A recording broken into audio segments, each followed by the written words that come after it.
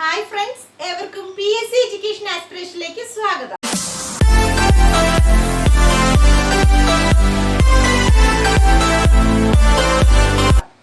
ഇന്ന് ഇന്ത്യൻ ഭരണഘടനയുടെ മൂന്നാമത്തെ ക്ലാസ് ആണ് ഞാൻ തരാനായിട്ട് പോകുന്നത്. ഇതിനു മുൻപുള്ള 2 ക്ലാസ്സുകളിലും ഇന്ത്യൻ ഭരണഘടനാ നിർമ്മാണ സമിതി, ഇന്ത്യൻ ഭരണഘടനയുടെ ആമുഖം ഇവയുമായി ബന്ധപ്പെട്ട ക്ലാസ്സുകളാണ് തന്നിട്ടുള്ളത്. അത് കണ്ടിട്ടില്ലാത്തവർക്ക് ഞാൻ താഴെ ലിങ്ക് കൊടുത്തേക്കാം. ഇന്നത്തെ ക്ലാസ്സിൽ ഇന്ത്യൻ ഭരണഘടനയിലെ പൗരത്വവും അതുപോലെ തന്നെ ഒരു വ്യക്തിയുടെ മൗലിക അവകാശങ്ങളെയും കുറിച്ചാണ് നമ്മൾ ക്ലാസ് തരാനായിട്ട് പോകുന്നത്. അപ്പോൾ നമുക്ക് ക്ലാസ്സിലേക്ക് പോകാം അല്ലെ. അപ്പോൾ ആദ്യം നമ്മൾ അറിഞ്ഞിരിക്കേണ്ടത് പൗരത്വത്തെ കുറിച്ചാണ്. അപ്പോൾ നമുക്കറിയാം ഇന്ത്യൻ ഭരണഘടനയുടെ ഭാഗം 2 ആർട്ടിക്കിൾ 5 മുതൽ 11 വരെയാണ് ഈ പൗരത്വത്തെ കുറിച്ച് പ്രതിപാദിക്കുന്നത്. പരീക്ഷയ്ക്ക് ചോദ്യം വരാം, ഇന്ത്യൻ ഭരണഘടനയുടെ ഏതു ഭാഗത്താണ് പൗരത്വത്തെ കുറിച്ച് പ്രതിപാദിക്കുന്നത്? ഭാഗം 2ലാണ് പൗരത്വത്തെ കുറിച്ച് പ്രതിപാദിക്കുന്നത്. അനുച്ഛേദം എത്ര മുതൽ എത്ര വരെയാണ്? ആർട്ടിക്കിൾ 5 മുതൽ ആർട്ടിക്കിൾ 11 വരെയാണ്. മറക്കല്ലേ, പ്രീവിയസ് ക്വസ്റ്റ്യൻ ആണല്ലോ. 5 മുതൽ 11 വരെ പൗരത്വത്തെ കുറിച്ച് പ്രതിപാദിക്കുന്നു. നമുക്കറിയാം ഇന്ത്യയിലെ സിംഗിൾ സിറ്റിസൺഷിപ്പ് ആണ് അലൗഡ് ആയിട്ടുള്ളത്. ഇവിടെ ഈ പറഞ്ഞ ഏക പൗരത്വമാണ്, അല്ലാതെ ഈ പറഞ്ഞ ഡ്യുവൽ സിറ്റിസൺഷിപ്പ് അനുവദനീയമല്ല. ഏക പൗരത്വം എന്ന ആശയം ഇന്ത്യ കടമെടുത്തിരിക്കുന്നത് ഏത് രാജ്യത്തു നിന്നാന്ന് ചോദിച്ചാല് അത് ബ്രിട്ടനിൽ നിന്നാണ്. അപ്പൊ നമ്മൾ ഭരണഘടന എന്ന് പറയുന്ന പല ആശയങ്ങളും കടം കൊണ്ടിരിക്കുകയാണെന്നൊക്കെ ഞാൻ പഠിപ്പിച്ചിട്ടുണ്ട്. അപ്പൊ ഈ പറഞ്ഞ ഭരണഘടനയുടെ പൗരത്വം എന്ന ആശയം കടമെടുത്തിരിക്കുന്നത് ഏത് രാജ്യത്തു നിന്നാണ്? ബ്രിട്ടനിൽ നിന്നാണ്. അതൊരു പ്രീവിയസ് ചോദ്യമാണ്. അപ്പൊ ഇത്തരത്തില് ബ്രിട്ടനിൽ നിന്ന് ഈ ആശയം കടമെടുത്തിരിക്കുന്നു. എന്നാൽ ഡ്യുവൽ സിറ്റിസൺഷിപ്പ് വേണം എന്ന് റെക്കമെൻഡ് ചെയ്ത ഒരു കമ്മിറ്റി ഉണ്ടായിരുന്നു. എന്തായിരുന്നു കമ്മിറ്റിയുടെ പേര്? എൽ.എം. സിംഗ്വി കമ്മിറ്റി. എന്തായിരുന്നു ആ കമ്മിറ്റിയുടെ പേര്? എൽ.എം. സിംഗ്വി കമ്മിറ്റി ആയിരുന്നു. ഇന്ത്യയിൽ ഈ പറഞ്ഞ ഡ്യുവൽ സിറ്റിസൺഷിപ്പ് വേണം എന്ന് വാദിച്ചിരുന്നു. പക്ഷെ ഇന്ത്യയിൽ ഈ പറഞ്ഞ ഏകപൗരത്വം തന്നെയാണ് ഇപ്പോഴും നടപ്പിലാക്കുന്നത്. അപ്പോൾ ഇത്തരത്തില് ഇന്ത്യയില് ഒരു പൗരത്വ നിയമം ആദ്യമായിട്ട് പാസ്സാക്കിയത് 1955 അല്ലെ. സിറ്റിസൺഷിപ്പ് ആക്ട് പാസ്സാക്കിയ വർഷം 1955 ആണ്. അപ്പോൾ ഇത്തരത്തില് മോസ്റ്റ് റിപ്പീറ്റഡ് പ്രീവിയസ് ക്വസ്റ്റ്യൻ ആണ്.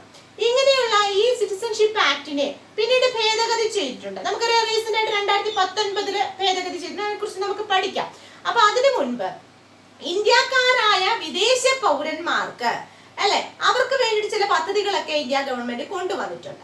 അപ്പൊ ഇന്ത്യക്കാരായ വിദേശ പൗരന്മാരുടെ സമ്പാദ്യം ഇന്ത്യയിൽ പ്രയോജനപ്പെടുത്തുക എന്ന ലക്ഷ്യത്തോടു കൂടി കൊണ്ടുവന്ന ഒരു പദ്ധതിയായിരുന്നു, 2004 കൊണ്ടുവന്ന ഒരു പദ്ധതിയായിരുന്നു overseas citizenship of India card പദ്ധതി. Overseas citizenship of India card പദ്ധതി അല്ലെങ്കിൽ OCI.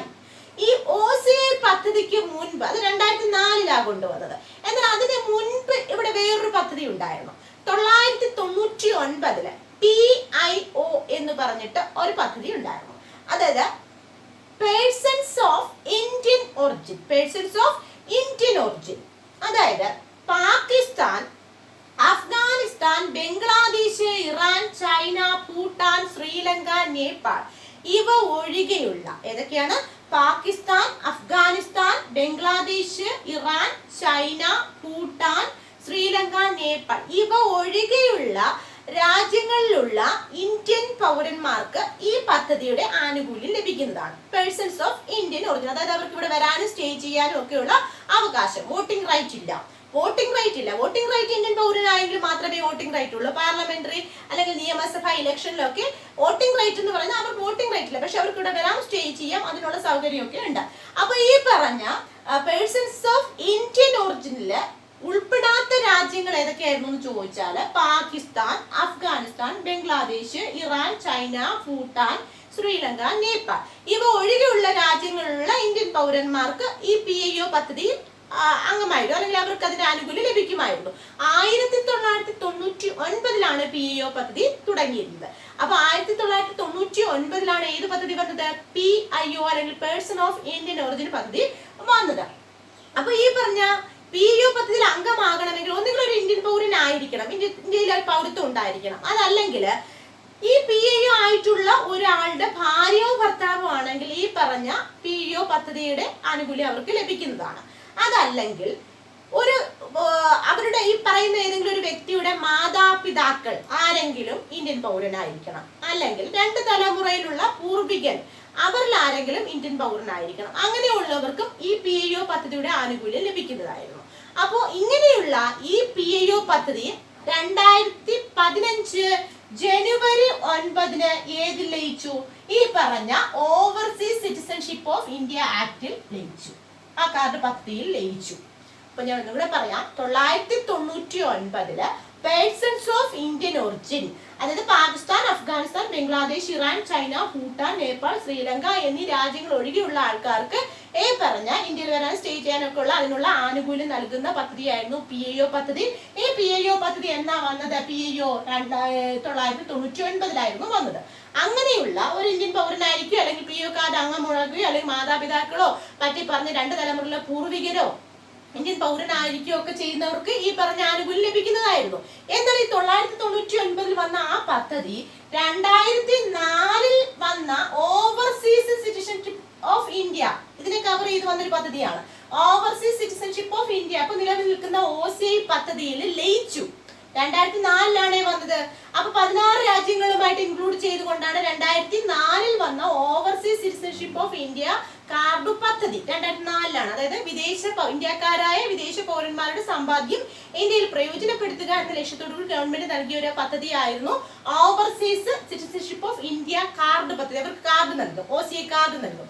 അപ്പൊ ആ കാർഡ് നൽകുന്ന പദ്ധതിയിൽ അങ്ങ് ലയിച്ചു. 2004 OCI കാർഡ് വന്നത്. ഇതാണ് ഇപ്പൊ നിലവിലുള്ളത്. അപ്പൊ ഇതിലങ്ങ് ലയിച്ചു. 2015 ജനുവരി 9 ഏത് പദ്ധതി? PIO പദ്ധതി. PIO പദ്ധതി ഏതിലേക്ക് ലയിച്ചു? OCI പദ്ധതിയിലേക്ക് ലയിച്ചു. അങ്ങനെയുള്ള ഈ OCI പദ്ധതിയിലെ എങ്ങനെയൊക്കെയുള്ള ആൾക്കാർക്കാണ് OCI പദ്ധതിയുടെ ആനുകൂല്യം ലഭിക്കുക എന്ന് ചോദിച്ചാൽ, OCI പദ്ധതിയുടെ അപ്പൊ നിലവിൽ ഈ പറഞ്ഞ OCI പദ്ധതിയാണ്. അപ്പൊ ഈ OCI കാർഡ് പദ്ധതിയുടെ ആനുകൂല്യം ലഭിക്കുന്നത് ആർക്കൊക്കെയാണെന്ന് ചോദിച്ചാൽ 1950 ജനുവരി 26 അതിനുശേഷമോ ജനിച്ചിട്ടുള്ളവരും ഇപ്പോ വിദേശത്ത് ജോലി ചെയ്യുന്നവരുമായിട്ടുള്ള ആൾക്കാർക്ക്, എക്സെപ്റ്റ് 2 രാജ്യങ്ങളുണ്ട്, പാകിസ്ഥാനും ബംഗ്ലാദേശും. പാകിസ്ഥാനും ബംഗ്ലാദേശും ഒഴികെയുള്ള 1950 ജനുവരി 26 അതിനുശേഷമോ ജനിച്ചിട്ടുള്ള ഇന്ത്യൻ പൗരന്മാർക്ക് OCI കാർഡ് പദ്ധതിയുടെ ആനുകൂല്യം ലഭിക്കുന്നതാണ്. അതുപോലെ തന്നെ ഒന്നുകിൽ OCI കാർഡ് 5 വർഷമായിട്ട് കൈവശം വെച്ചിരിക്കണം, അല്ലെങ്കിൽ അത് കൂടാതെ 5 വർഷം കൈവശം വെച്ചിരിക്കുകയും അതിൽ 1 വർഷമെങ്കിലും ഇന്ത്യയിൽ തങ്ങുകയും ചെയ്യുന്നവർക്ക് ഈ overseas citizenship of India card പദ്ധതിയുടെ ആനുകൂല്യം ലഭിക്കുന്നതാണ്. അതല്ലെങ്കിൽ മാതാപിതാക്കളോ, നേരത്തെ നമ്മൾ PIOയുടെ പറഞ്ഞ പോലെ മാതാപിതാക്കളോ 2 തലമുറയിൽപ്പെട്ട പൂർവികരോ ഇന്ത്യൻ പൗരന്മാരായിരിക്കുന്നവർക്കും ഈ പറഞ്ഞ OCI പദ്ധതിയുടെ അംഗീകാരം ലഭിക്കുന്നതാണ്. അതുപോലെ തന്നെ ഈ നമ്മൾ നേരത്തെ പറഞ്ഞില്ലേ 999 വന്ന PIO പദ്ധതി 2004 ഈ OCI പദ്ധതി ലയിച്ചതെന്ന് പറഞ്ഞില്ലേ. അപ്പൊ ഈ PIO കാർഡ് കൈവശം വെച്ചിരിക്കുന്നവരുടെ ഉണ്ടായിരുന്ന പ്രശ്നം എന്ന് പറഞ്ഞാൽ 180 ദിവസം അവർ ഇന്ത്യയിൽ തങ്ങിയാൽ, PIO കാർഡ് ഉള്ളവരാണെങ്കിൽ അവർ ഇന്ത്യയിൽ തങ്ങിയത് അടുത്തുള്ള പോലീസ് സ്റ്റേഷനിൽ റിപ്പോർട്ട് ചെയ്യണമായിരുന്നു. എന്നാൽ ഇത് OCI പദ്ധതി ലയിച്ചതോടുകൂടി അങ്ങനെ ഒരു കാര്യം ഇല്ലാണ്ടായിട്ട് മാറി.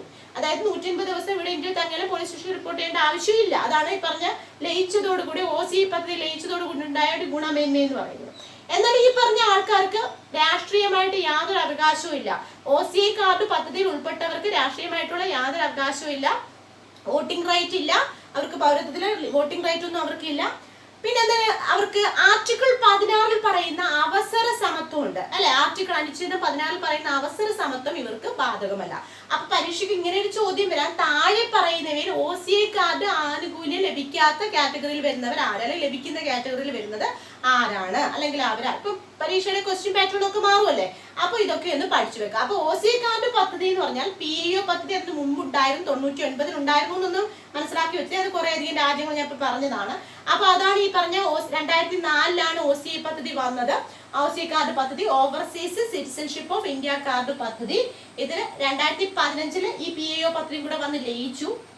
അപ്പൊ OCI കാർഡ് പദ്ധതിയുടെ ആനുകൂല്യം ലഭിക്കുന്നത് 1950 ജനുവരി 26 അതിനുശേഷമോ ജനിച്ചിട്ടുള്ള ഇന്ത്യൻ പൗരനും ഇപ്പോൾ വിദേശത്ത് സെറ്റിൽഡ് ആയിട്ടുള്ള ഒരാൾക്കുമാണ്. എക്സെപ്റ്റ് ഏതൊക്കെ രാജ്യങ്ങളാണ്? പാകിസ്ഥാനും ബംഗ്ലാദേശും ഒഴികെയുള്ള രാജ്യങ്ങളിലുള്ള വിദേശ പൗരന്മാർക്ക് ഈ ആനുകൂല്യം ലഭിക്കുന്നതാണ്. അല്ലെങ്കിൽ അവരുടെ മാതാപിതാക്കളോ 2 തലമുറയിൽപ്പെട്ട പൂർവികരോ ഇന്ത്യൻ പൗരനായിരിക്കണം.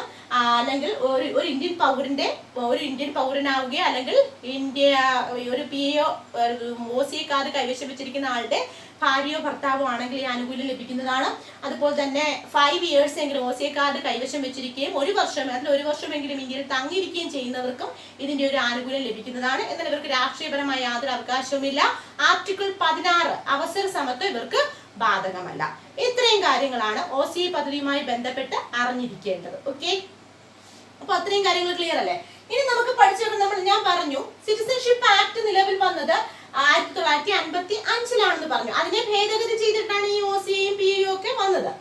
ഇനി പൗരത്വം റദ്ദ് ചെയ്യാൻ അധികാരമുള്ളത് ആർക്ക്? നല്ലൊരു ചോദ്യമാണ്. പൗരത്വം റദ്ദ് ചെയ്യാൻ അധികാരമുള്ളത് ഇന്ത്യ ഗവൺമെന്റിനാണ്. ഇന്ത്യൻ പൗരത്വം ഇന്ത്യക്കാരെ സംബന്ധിച്ചിടത്തോളം അയാളുടെ പൗരത്വം റദ്ദ് ചെയ്യാനുള്ള അധികാരം ആരിൽ നിക്ഷിപ്തമാണ്? പരീക്ഷയ്ക്ക് ചോദിക്കും അല്ലെ. Parliament, India government, supreme court അങ്ങനെയൊക്കെ ചോദിക്കാം. ആർക്കാണ്? ഇന്ത്യ ഗവൺമെന്റിൽ നിക്ഷിപ്തമാണ്.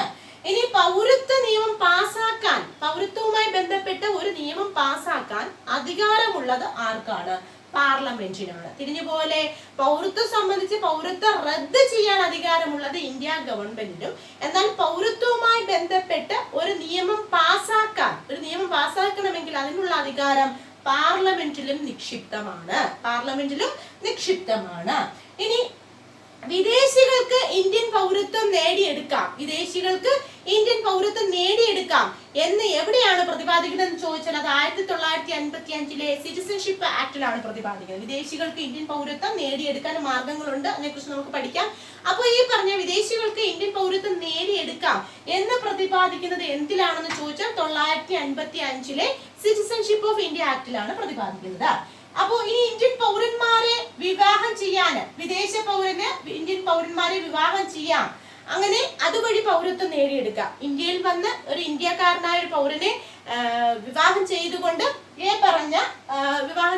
ഇന്ത്യൻ പൗരത്വം നേടിയെടുക്കാം എന്നൊരു കാര്യമുണ്ട്. അത് ഈ പറഞ്ഞ രജിസ്ട്രേഷൻ കാറ്റഗറിയിലാണ് വരുന്നത്. അതായത് 7 വർഷമെങ്കിലും രജിസ്ട്രേഷനിലൂടെ ഇവിടെ തങ്ങിയിരിക്കണം. കുറഞ്ഞത് 7 വർഷമാണ് പറയുന്നത്.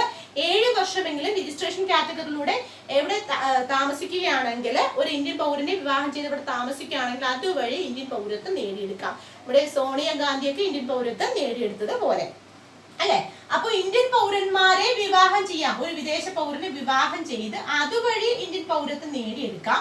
അതിനെ രജിസ്ട്രേഷൻ പ്രക്രിയയിലൂടെയാണ് ചെയ്യുന്നത്. അപ്പൊ ഒരു വിദേശ പൗരന് ഒരു ഇന്ത്യൻ പൗരനെ വിവാഹം ചെയ്തുകൊണ്ട് എങ്ങനെയാണ് പൗരത്വം നേടിയെടുക്കുന്നത് ചോദിച്ചാൽ അത് രജിസ്ട്രേഷൻ വഴിയാണ്. ഏത് വഴിയാണ്? രജിസ്ട്രേഷൻ വഴി. ഇത്തരത്തിൽ രജിസ്ട്രേഷൻ വഴി പൗരത്വം നേടിയെടുക്കണമെങ്കിൽ ചുരുങ്ങിയത് എത്ര വർഷം ഇവിടെ സ്റ്റേ ചെയ്തിരിക്കണം? 7 വർഷം ഇന്ത്യയിൽ സ്റ്റേ ചെയ്തിരിക്കണം. അപ്പൊ അതിനു മുമ്പ് ഈ പറഞ്ഞ PO കാർഡ് ഇതുമായിട്ട് ബന്ധമില്ല. എങ്കിൽ ഞാൻ പറയാണ്, PO കാർഡ് 15 വർഷമായിരുന്നു കാലാവധി, അത് ഇല്ലാണ്ടായി മാറിയല്ലോ. ഇപ്പൊ OC ആണല്ലോ നിൽക്കുന്നത്. അതിന്റെ കാലാവധി എന്ന് പറയുന്നത് ലൈഫ് ലോങ് ആണ്. എന്ന് പറഞ്ഞാൽ വോട്ടിംഗ് റൈറ്റും മറ്റുള്ള കാര്യങ്ങളൊന്നുമില്ല. ഈ പറഞ്ഞ അവകാശങ്ങളൊക്കെ ഇന്ത്യൻ പൗരന് കിട്ടേണ്ടതായിട്ടുള്ള അവകാശങ്ങളൊക്കെ കിട്ടും.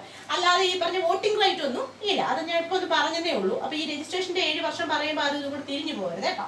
അപ്പൊ ഇന്ത്യൻ പൗരന്മാരെ രജിസ്ട്രേഷൻ നടത്തിക്കൊണ്ട് അല്ലെങ്കിൽ വിവാഹം ചെയ്തുകൊണ്ട് രജിസ്ട്രേഷൻ വഴിയും ഇന്ത്യൻ പൗരത്വം വിദേശ പൗരന്മാർക്ക് നേടിയെടുക്കാം. അതിന് ചുരുങ്ങിയത് 7 വർഷമെങ്കിലും ഇന്ത്യയിൽ സ്റ്റേ ചെയ്തിരിക്കണം. ഇനി ഇന്ത്യൻ പൗരന്മാര് വിദേശ പൗരത്വം നേടി അവിടെ പാസ്പോർട്ട് എടുത്തു കഴിഞ്ഞാൽ പിന്നെ സ്വാഭാവികമായി ഇവരുടെ ഇന്ത്യൻ പൗരത്വം നഷ്ടപ്പെടും. അപ്പോൾ ഒരു ഇന്ത്യൻ പൗരനായിരുന്ന വ്യക്തിയാണ്, അയാൾ വിദേശത്ത് പോയി അവിടുത്തെ പൗരത്വം നേടി പാസ്പോർട്ട് എടുത്തു കഴിഞ്ഞാൽ സ്വാഭാവികമായി എന്ത് ചെയ്യും? ഇന്ത്യൻ പൗരത്വം ക്യാൻസൽ ആകപ്പെടും. പിന്നീട് അവർക്ക് ഇന്ത്യയിൽ പൗരത്വം ഉണ്ടായിരിക്കില്ല. അതും കൂടി ഓർത്തിരിക്കുക കേട്ടോ. ഇനി നമുക്ക് എങ്ങനെയൊക്കെയാണ് ഇത്തരത്തിലെ പൗരത്വം, സിറ്റിസൺഷിപ്പ് എങ്ങനെയാണ് നമുക്ക് നേടിയെടുക്കാം, എങ്ങനെയൊക്കെയാണ് ഒരാൾക്ക്, ഇപ്പൊ ഇവിടെ പൗരത്വം ഇല്ലാത്ത ഒരാൾക്ക് എങ്ങനെ ഇവിടെ പൗരത്വം എങ്ങനെയൊക്കെ നേടിയെടുക്കാം? അതിന് 5 രീതികളാണുള്ളത്. അപ്പൊ ഇന്ത്യൻ പൗരത്വം നേടിയെടുക്കുന്നതിന് എത്ര രീതികളാണുള്ളത്? 5 രീതികളാണുള്ളത്. അതിൽ ഒന്നാമത്തേത് ജന്മസിദ്ധമായ പൗരത്വം. അതായത് നമ്മളൊക്കെ തന്നെ ഇന്ത്യക്കാരായ ആൾക്കാർ ജന്മസിദ്ധമായി നമുക്ക് കിട്ടുന്നത്. അതിന് പ്രത്യേകിച്ച് വഴിയൊന്നും വേണ്ട. ജന്മസിദ്ധമായി നമ്മുടെ പൂർവികർ ഇവിടെ താമസിച്ച് അങ്ങനെ നമ്മൾ നേടിയെടുക്കുന്നതാണ്.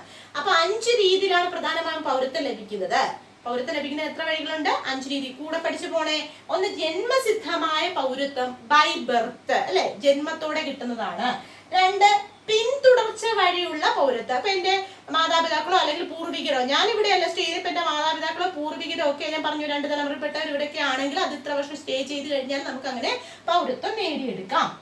അപ്പോ പിന്തുടർച്ച വഴിയുള്ള, ബൈ ഡിസെന്റ്, പിന്തുടർച്ച വഴിയുള്ള പൗരത്വം.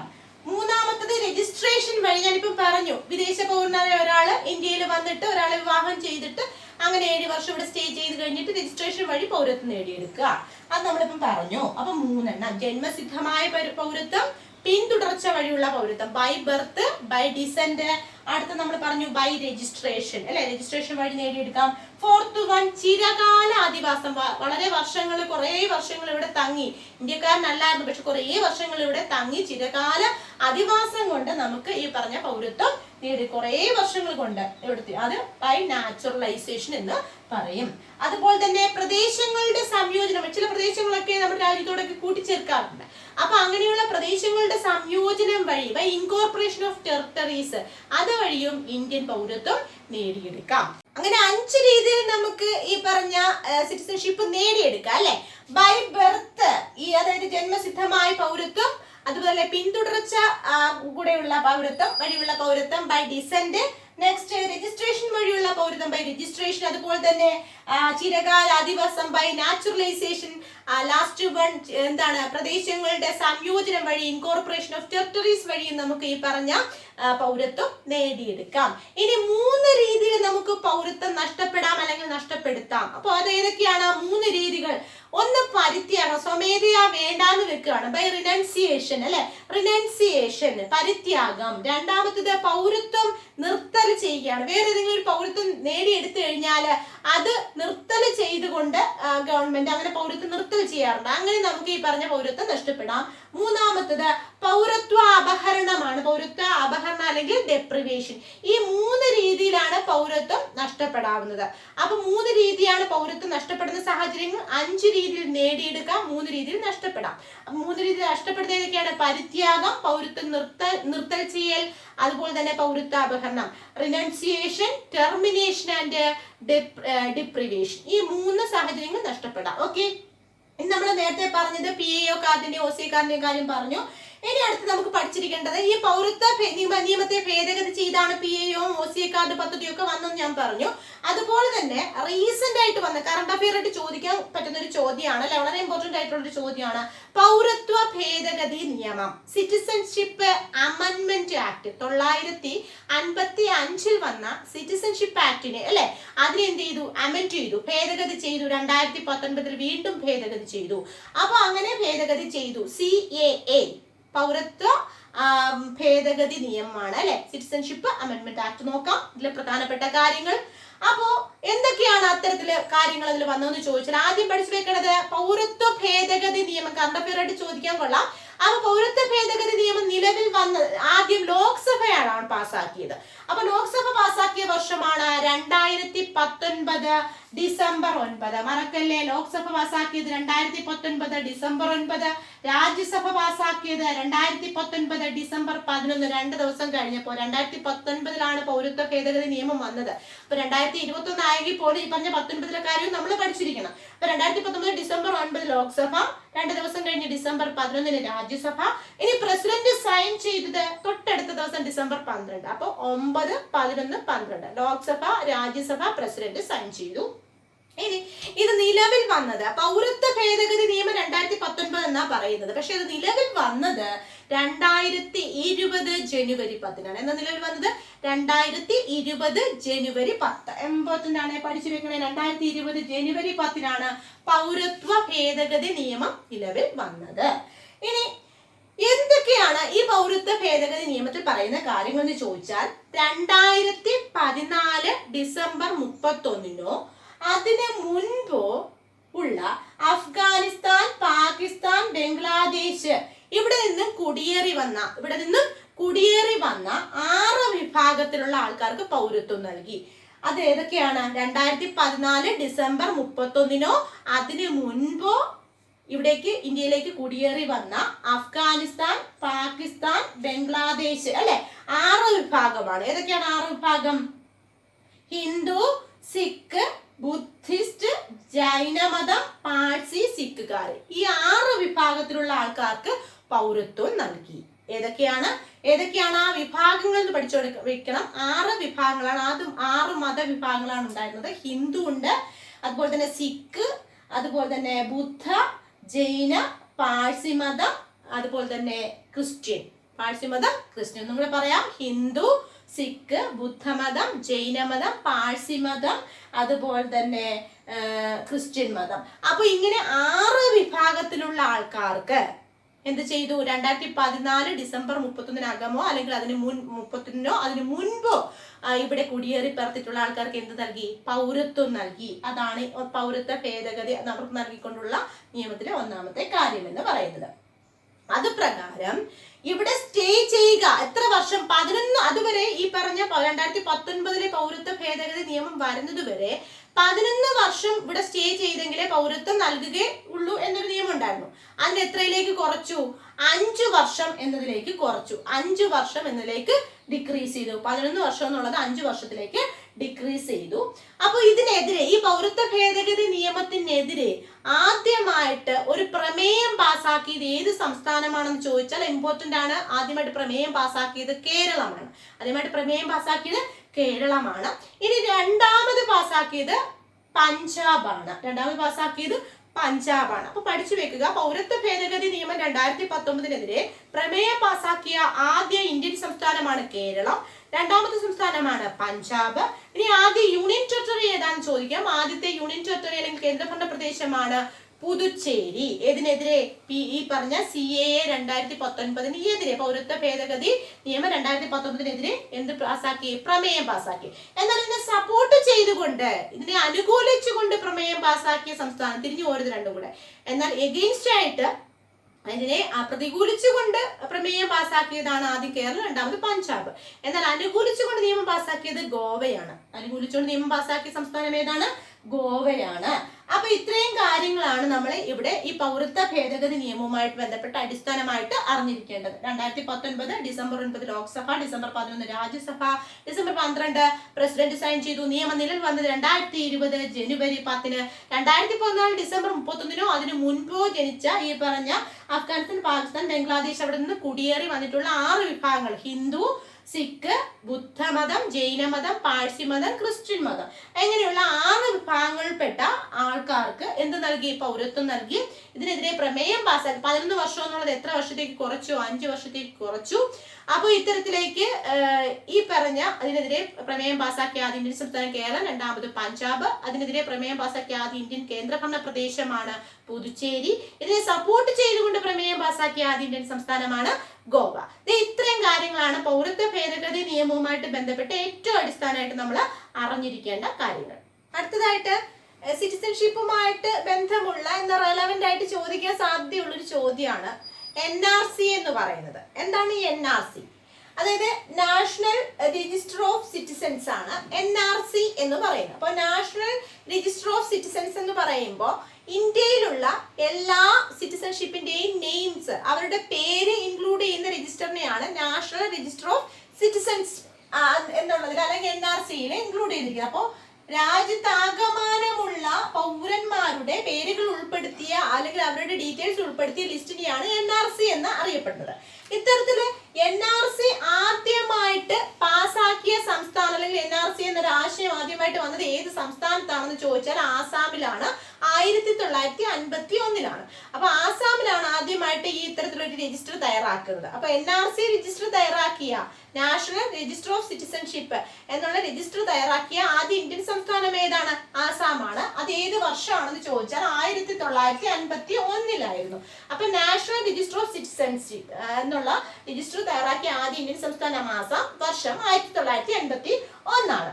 ഇനി ഇതുമായി ബന്ധപ്പെട്ട് നമ്മൾ റെലവന്റ് ആയിട്ട് നമുക്ക് വേറെ അറിഞ്ഞിരിക്കുന്ന ഒരു കാര്യം എന്ന് പറയുന്നത് 1971 മാർച്ച് 24-ന് ശേഷം, അതായത് 1970 നമുക്കറിയാം ഈ പറഞ്ഞ ബംഗ്ലാദേശ് യുദ്ധം നടന്ന വർഷമാണ്. ബംഗ്ലാദേശ് വിമോചിതമായ വർഷമാണ്. അപ്പൊ ആ 1971 മാർച്ച് 24-ന് ശേഷം ബംഗ്ലാദേശിൽ നിന്നും ആസാമിലേക്ക് കുടിയേറി പാർത്തവരായ ആൾക്കാർ, അപ്പൊ അവരിൽ കുറച്ചു പേർക്കൊക്കെ സിറ്റിസൺഷിപ്പ് നൽകി, കുറച്ചു പേർക്ക് സിറ്റിസൺഷിപ്പ് നൽകിയില്ല. അപ്പൊ അതിനുള്ള കാര്യങ്ങളൊക്കെയാണ് നമുക്ക് നോക്കേണ്ടത്. അപ്പൊ ഇത്തരത്തില് ഒരു ആസാം അക്കോർഡ് എന്ന് പറഞ്ഞിട്ടൊരു സംഭവമുണ്ട്. എന്താന്ന് ചോദിച്ചാൽ ഇന്ത്യ ഗവൺമെന്റ് ആസാമിലെ ലീഡർ, അതായത് ആസാമിൽ ഒത്തിരി പ്രക്ഷോഭങ്ങളൊക്കെ നടക്കുന്നതായിട്ട് നമുക്ക് അറിയാലോ. അപ്പൊ അതിലെ ലീഡേഴ്സ്, അതുമായിട്ട് ബന്ധപ്പെട്ട ആ മൂവ്മെന്റുമായിട്ട്, ആസാം മൂവ്മെന്റുമായി ബന്ധപ്പെട്ട ലീഡേഴ്സും തങ്ങളിൽ ഗവൺമെന്റ് ഓഫ് ഇന്ത്യയും ആസാം മൂവ്മെന്റുമായിട്ട് ബന്ധപ്പെട്ട നേതാക്കളും തങ്ങളിൽ സൈൻ ചെയ്ത എഗ്രിമെന്റ് ആണ് ആസാം അക്കോർഡ് എന്ന് അറിയപ്പെടുന്നത്. അത് 1985 ആദ്യമായിട്ട് സൈൻ ചെയ്തത്. അപ്പൊ ഈ പ്രശ്നങ്ങൾ കൂടുതലും ഈ ആസാമുമായിട്ട് ബന്ധപ്പെട്ടാണ്. അപ്പൊ ഈ പറഞ്ഞ ഇന്ത്യ ഗവൺമെന്റും ഈ പറഞ്ഞ ആസാം മൂവ്മെന്റ് ലീഡേഴ്സും തങ്ങളിൽ സൈൻ ചെയ്ത ആസാം അക്കോർഡ് ഏത് വർഷമാണ്? 1985.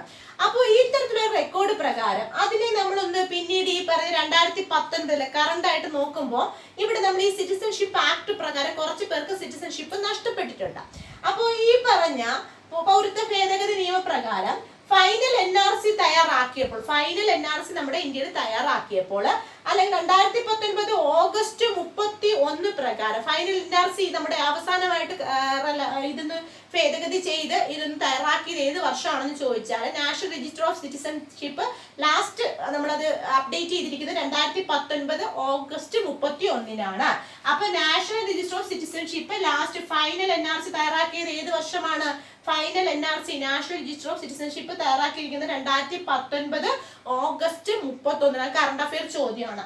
അപ്പൊ ഇത് പ്രകാരം ഏതാണ്ട് 3.30 ക്രോർസ് ജനങ്ങൾ ഉണ്ടായിരുന്നു. 3.30 ക്രോർസ് ജനങ്ങൾ ഈ പറഞ്ഞ ഇന്ത്യയിലുണ്ട്. അതിൽ നിന്നും ഈ പറഞ്ഞ 3.11 ക്രോർ ആൾക്കാർക്ക് മാത്രമേ ഇതിൽ ഇൻക്ലൂഡ് ചെയ്യാൻ പറ്റിയിട്ടുള്ളൂ. ഏതില്? ഈ പറഞ്ഞ നാഷണൽ രജിസ്റ്റർ ഓഫ് സിറ്റിസൺഷിപ്പിൽ ഇൻക്ലൂഡ് ചെയ്യാൻ പറ്റിയിട്ടുള്ളൂ. അപ്പൊ അവിടെ നിന്ന് എത്ര പേര് എക്സ്ക്ലൂഡ് ആയി? ഏതാണ്ട് 19.06 ആൾക്കാർ എക്സ്ക്ലൂഡ് ആയിപ്പോയി. അവരെ അതിൽ നിന്ന് ഒഴിവാക്കപ്പെട്ടു. കുറെ പേർക്ക് സിറ്റിസൺഷിപ്പ് നഷ്ടപ്പെട്ടു. അപ്പോൾ പുതിയ സിറ്റിസൺഷിപ്പ് ആക്ട് അനുസരിച്ച് ഈ പറഞ്ഞ നാഷണൽ രജിസ്റ്റർ ഓഫ് സിറ്റിസൺസ് തയ്യാറാക്കി. ആ രജിസ്റ്റർ തയ്യാറാക്കിയപ്പോൾ 2019 ഫൈനലായിട്ട് തയ്യാറാക്കി. അപ്പൊ final NRC national register of citizenship തയ്യാറാക്കിയത് എന്നാന്ന് ചോദിച്ചാൽ അതെന്നാണ്? 2019 ഓഗസ്റ്റ് 31. മറക്കരുത്. അപ്പൊ ഇവിടെ ഈ പറഞ്ഞ ആസാമിലാണ് കൂടുതൽ ആൾക്കാർ എനിക്ക് തോന്നുന്നത് ഇതിൽ നിന്ന് എക്സ്ക്ലൂഡഡ് ആയി പോയത്.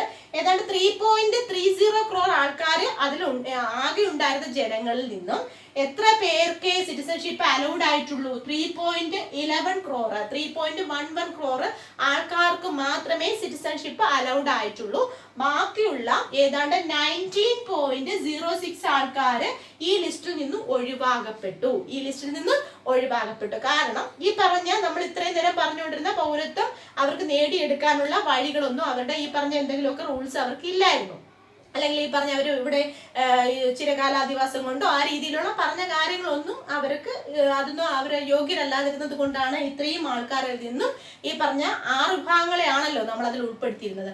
ആ 6 വിഭാഗങ്ങളിലല്ലാത്ത ഏതാണ്ട് 19.06 ലക്ഷം ആൾക്കാരോളം ഈ നാഷണൽ രജിസ്റ്റർ ഓഫ് സിറ്റിസൺസിൽ നിന്നും എന്ത് ചെയ്തു? ഒഴിവാകപ്പെട്ടു. അപ്പൊ അതുകൂടി ഒന്ന് ഓർത്ത് വെക്കേണ്ടതാണ് നാഷണൽ രജിസ്റ്റർ ഓഫ് സിറ്റിസൺസ് എന്ന് പറയുന്നത്. അപ്പൊ ഇന്ത്യയിലുള്ള എല്ലാ ജനങ്ങളുടെയും കൂടി സിറ്റിസൺഷിപ്പ് അവരുടെ ഡീറ്റെയിൽസ് അവരുടെ പേരും ഡീറ്റെയിൽസും ഒക്കെ അടങ്ങുന്നതാണ് നാഷണൽ രജിസ്റ്റർ ഓഫ് സിറ്റിസൺസ് എന്ന് പറയുന്നത്. ഇത് ആദ്യം 1951 ആസാമിലാണ് വന്നത്. എന്നാൽ 1971 മാർച്ച് 24 ആസാമിലെ കാര്യമാണ് പറയുന്നത്. മാർച്ച് 24 ശേഷം അതായത് 71 ബംഗ്ലാദേശ് യുദ്ധത്തിന് ശേഷം ആസാമിലേക്ക് കുറച്ചു പേര് ആസാമിലേക്ക് കുടിയേറി പാർത്തിരുന്നു. അപ്പൊ അവരുമായി ബന്ധപ്പെട്ട ഒരു ആസാം അക്കോർഡ് ഒരു എഗ്രിമെന്റ് പാസ്സാക്കി. ആസാം അക്കോർഡ് പാസ്സാക്കിയത് 1985. ആ എഗ്രിമെന്റ് പാസ്സാക്കിയത് ഇന്ത്യ ഗവൺമെന്റും ആസാം മൂവ്മെന്റിൽ പങ്കെടുത്ത ലീഡേഴ്സും കൂടെ ചേർന്നിട്ടാണ് ആസാം അക്കോർഡ് പാസ്സാക്കിയത്. അപ്പോൾ തന്നെ കുറെ പേർക്ക് ഈ പറഞ്ഞ രീതിയിൽ കുറെ പേർക്ക് സിറ്റിസൺഷിപ്പ് ഓൾറെഡി അവർക്ക് നഷ്ടമാകുമായിരുന്നു. ഫൈനലായിട്ട് നമ്മളൊരു ഇന്ത്യയിൽ ഒരു NRC തയ്യാറാക്കിയത് നാഷണൽ രജിസ്റ്റർ ഓഫ് സിറ്റിസൺസ് തയ്യാറാക്കിയത് ഏത് വർഷമാണെന്ന് ചോദിച്ചാൽ 2019 ഓഗസ്റ്റ് 31. അതിന് പ്രകാരം 3.30 ക്രോർ ആൾക്കാർ ഉണ്ടായിരുന്ന ഇന്ത്യയിൽ നിന്നും എത്ര പേരെ സിറ്റിസൺഷിപ്പിൽ ഇൻക്ലൂഡ് ആയിട്ടുള്ളൂ? 3.11 ക്രോർ മാത്രമേ ഇൻക്ലൂഡ് ആയിട്ടുള്ളൂ. 19.06 ലക്ഷം ആൾക്കാർ അതിൽ നിന്നും പുറത്താകപ്പെട്ടു, അയോഗ്യരാകപ്പെട്ടു. എന്ന് വെച്ചാൽ അവർക്ക് പൗരത്വം ഇല്ലാതായിട്ടുള്ള അവസ്ഥയായിട്ട് മാറി. ഇതിനെതിരെയൊക്കെ വലിയ പ്രതിഷേധങ്ങളും പ്രക്ഷോഭങ്ങളും ഒക്കെ നടന്നിരുന്നു. പലരും അവരുടെ കിട്ടിയ സ്ഥാനമാനങ്ങളും പത്മഭൂഷണവും ഒക്കെ നിരസിക്കുകയൊക്കെ ചെയ്തിട്ടുണ്ടായിരുന്നു. അപ്പൊ ഇന്ന് പഠിപ്പിച്ച ഇത്രയും കാര്യങ്ങൾ എന്ന് പറയുന്നത് പൗരത്വവും അതുമായി ബന്ധപ്പെട്ട കറണ്ട് അഫെയർ ചോദ്യങ്ങളുമാണ്. വളരെ പ്രധാനപ്പെട്ട ഒരു ടോപ്പിക്കാണ്. അത് പഠിച്ചു വെക്കുക. അപ്പൊ ഇന്ന് പഠിപ്പിച്ച ഇത്രയും കാര്യങ്ങൾ നിങ്ങൾക്ക് മനസ്സിലായിട്ടുണ്ടെന്ന് വിചാരിക്കുന്നു. മനസ്സിലായിട്ടുണ്ടെങ്കിൽ നിങ്ങൾക്ക് ഇഷ്ടമായിട്ടുണ്ടെങ്കിൽ ഈ ചാനൽ ലൈക്ക് ചെയ്യുക. അതുപോലെ തന്നെ നിങ്ങളുടെ കമന്റ് രേഖപ്പെടുത്തുക, മറ്റുള്ളവരിലേക്ക് എത്തിക്കുക. നന്ദി.